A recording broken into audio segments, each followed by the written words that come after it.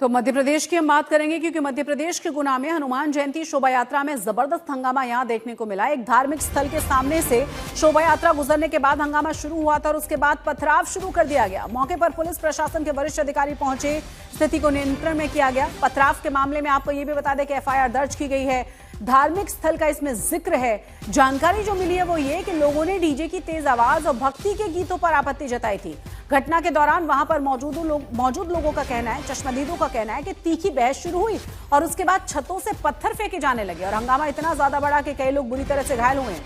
तस्वीरें देखकर आप अंदाजा लगा सकते हैं कि कैसे दो समुदायों के बीच में जबरदस्त तरीके से झड़प हुई है, तोड़फोड़ हुई है। हालांकि पूरी तरह से अभी स्थिति नियंत्रण में है क्योंकि आला अधिकारी रात को ही यहां पहुंच गए थे और अब चप्पे चप्पे पर पुलिस की तैनाती है। लेकिन सवाल फिर से वही कि संवेदनशील इलाकों में आखिर प्रशासन ने पहले से तमाम इंतजाम क्यों नहीं किए हुए थे।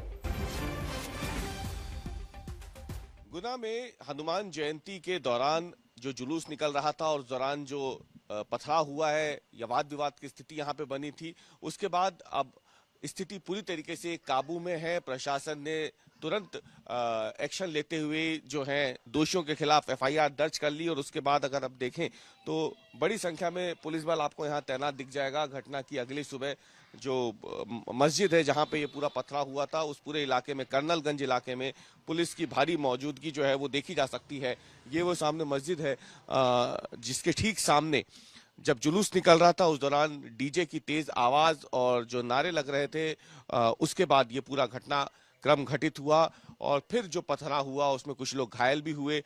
पुलिस ने फिलहाल 5 लोगों के खिलाफ नामजद एफआईआर दर्ज की है। इसके अलावा 15 से 20 अन्य अज्ञात लोग भी हैं जिनके खिलाफ ये एफआईआर दर्ज हुई है। लेकिन ये जो पूरा इलाका है कर्नलगंज का, आपको बता दें यहाँ पर अभी भी जो पथराव हुआ था उसकी तस्वीरें जो है वो है, निशानियां बाकी हैं।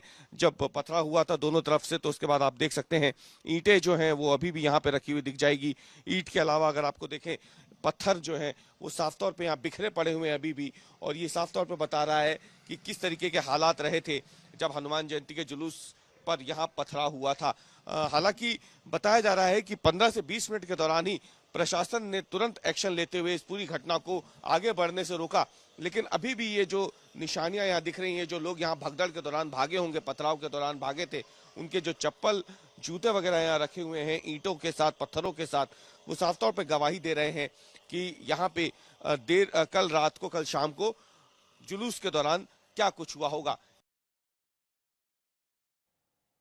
ज्यादा जानकारी के साथ हमारे संवाददाता रवीश जुड़ गए। रवीश, अभी ताजा स्थिति क्या है और जो एफआईआर हुई है क्या उसके बाद किसी की गिरफ्तारी अभी तक हो पाई है? तस्वीरें तो ढेर सारी आई हैं कि किस तरीके से पत्थरबाजी की जा रही है।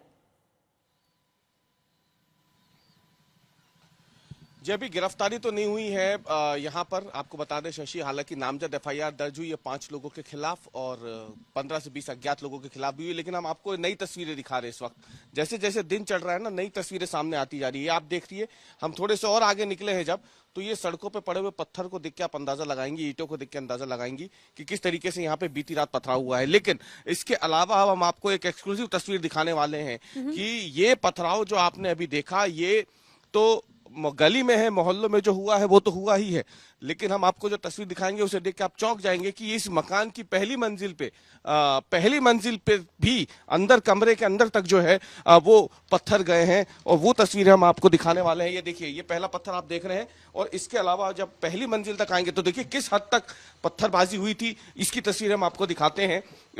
ये पुरुषोत्तम करके एक शख्स है जिनका ये मकान है और वो जब कल अपना काम खत्म करके वापस आ रहे थे तो उस दौरान यहाँ पे उनके घर में इतना जबरदस्त पथराव चल रहा था कि ये घर के अंदर से उन्होंने पत्थर हटाए भी नहीं है। अभी ये देखिए, ये पत्थर बिखरे पड़े हैं उनके घर के अंदर। ये पहले फ्लोर पे हम चढ़ के आए हैं और ये तस्वीरें आप देख सकते हैं कि ये पत्थर अभी भी घर के अंदर, और दूसरी तरफ अगर आप देखें किचन में और जो कुर्सी है उस पर ये पथराव जो हुआ था, ये उसकी तस्वीरें हैं। पुरुषोत्तम भी साथ में है हमारे, बताने के लिए कि आखिर हुआ क्या था उस वक्त।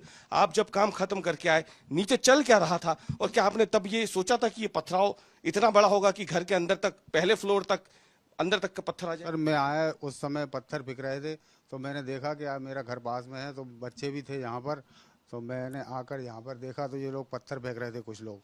इसमें से एक शख्स ने मेरा मोबाइल छीना और मुझसे बोला कि तेरा लड़का वीडियो बना रहा था और तू भी वीडियो बना रहा है। तो मैंने कहा वीडियो नहीं बना रहा, मेरा मोबाइल हाथ में से छीन कर उसने मोबाइल तोड़ा और मोबाइल तोड़ दिया और अपने साथ ले गया और मुझे धमकी दी कि तू यहाँ पर नहीं रह पाएगा अब, और तुझे कब तक पुलिस बचाएगी, हम लोग तुझे यहाँ नहीं रहने देंगे।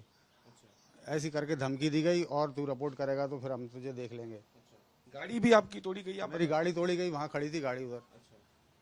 अब ये देखिए शशि, आपको एक तस्वीर दिखाते हैं हम। देखिए वो जो इलाका है उस तरफ वो मस्जिद है, सामने हम जहां खड़े हैं, जहां पे हमने सुबह आप बात की थी ये जब, तो हम वहां उस वक्त जहां भीड़ खड़ी है वहां मौजूद थे और हमने वहां लोगों से बात की थी। और अब उसके थोड़े आगे तक हम पहुंचे हैं तो यहाँ पे अब देखने को मिल रहा है कि किस तरीके से ये जहाँ पे ज्यादातर हिंदू रहते हैं जिस तरफ, और जहाँ पे पथराव हुआ था वो आपको सड़क पे पड़े हुए पत्थर भी दिख जाएंगे।